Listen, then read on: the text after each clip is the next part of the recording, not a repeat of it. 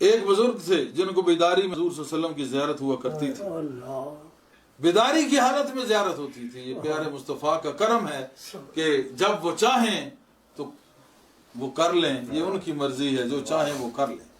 جب چاہیں وہ نظر اٹھائیں اور نظر کیمیا پھینک کر ایک سکے کو کیمیا کر دیں، ایک مٹی کو کیمیا کر دیں، سونا کر دیں۔ تو ان کو وہ اپنے شہر فارس میں بیٹھے تھے، مدینہ منورہ کی بو بیٹھے بیٹھے وہاں مدینہ شریف کی خوشبو سونگھ لیا کرتے۔ اب وہ یہ قصہ سنا رہے ہیں، وہ کہتے ہیں میں ایک شیخ کے پاس اندلس کی جامع مسجد میں شب جمعہ گزاری، بعد نماز جمعہ ہم مسجد سے باہر آئے تو ایک شخص نے شیخ کے ہاتھ پر بوسہ دیا اور کہا حضرت مجھے آپ کے ساتھ اللہ واسطے کی محبت۔ شیخ نے ایک اوپری ترچھی نظر سے اس کو دیکھا اور فرمایا کیا تمہیں معلوم نہیں کہ اللہ کو باطن کا علم ہے، وہ مخفی سے مخفی چیز چھپی ہوئی دیکھ لیتا ہے، تو پھر اس محبت کو ظاہر کیوں کر رہے ہو؟ مطلب یہ تھا کہ اگر تم تم کو میری محبت تھی تو اللہ کو اس کا ضرور علم تھا، تو لہذا اسی پر اکتفا کیا ہوتا ہے۔ اسی سلسلے یہ کیوں بیان تم نے کر دیا، اس کو مجھے جتانے کی کیا ضرورت تھی، اسی سے صلہ مل جاتا۔ یہ کہہ کر شیخ جو ہے وہ اندر چلے گیا، اور مدعی محبت جو تھا جس نے دعوی محبت کیا تھا اس نے رونا شروع کر دیا۔ میں اس کے پاس آ کر کہنے لگا، وہ کہتے ہیں بزرگ کہ اے شخص تو نے بڑی بات کا دعویٰ کیا ہے، اور شیخ کو تم آزمائے بغیر نہ چھوڑو۔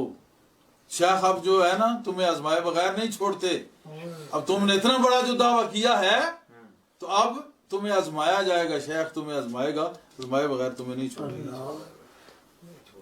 لہذا مرد بنے رہیو، ورنہ شیخ کہاں اور تم کہاں۔ اتفاق سے اس شخص کا باغ حضرت شیخ کے باغ سے ملحق تھا، اور درمیانی سرحد پر ایک انجیر کا درخت ہوتا تھا جو اصل میں ملکیت شیخ کی تھی، لیکن ہر سال اس کے پھل توڑ کے نا وہ جو دائی محبت تھا وہ بیچ دیا کرتا تھا۔ تو شیخ صبر کرتے تھے کہ پڑوسی ہے کوئی بات نہیں، چشم پوشی کرتے تھے کہ اس کو انجیر کھانے دو یا بیچنے دو۔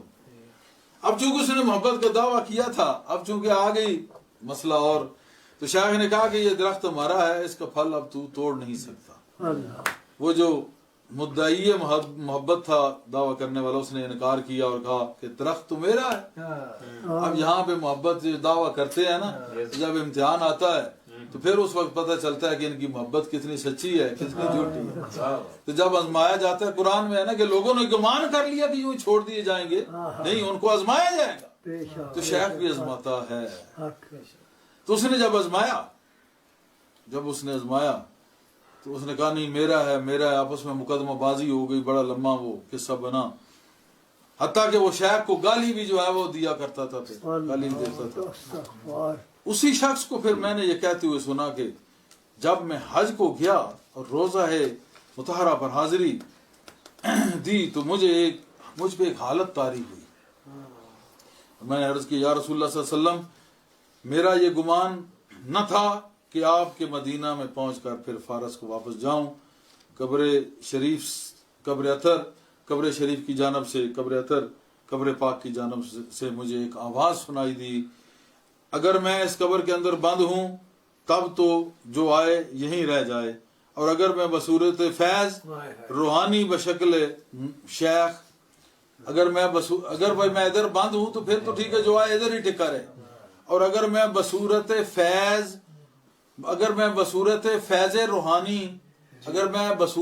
روحانی بشکل شیخ اپنی امت کے ساتھ ہوں، جہاں کہیں بھی ہو تو تم اپنے وطن واپس چلے جانا، تمہیں اپنے وطن واپس جانا چاہیے۔ چنانچہ میں اپنے وطن واپس آ گیا۔ اب اس میں یہ ہے کہ اس نے دعویٰ نہیں کیا تھا تو بات اور تھی، پھل کھاتا رہا۔ اب چونکہ اصلی پھل دینا تھا اس کو تو ضرور اس کی بھی نہیں تھی، جس کی اتنی شان ہے۔ حضور کہہ رہے ہیں کہ اس شیخ کی شکل میں میں فیض دے رہا ہوں، اور دنیا کے ہر کونے میں جو شیخ اصل ہے اس کی شکل میں فیض میرے مصطفیٰ کا جاری ہے۔ شیخ کی شکل میں فیض میرے مصطفیٰ کا جاری ہے۔ تو پھر مدینے میں رہنے کی ضرورت نہیں. اچھی بات ہے رہو, نہیں تو جہاں بھی رہو گے اگر شیخ کو پالو گے تو حضور کے فیض سے مستفیض ہو. کہتا ہے میں نے جب یہ سنا تو پھر اپنے وطن واپس آ گئے, گویا اسی شیخ کے قدموں میں گر گیا اور اسی کا پھر طالب بن گیا.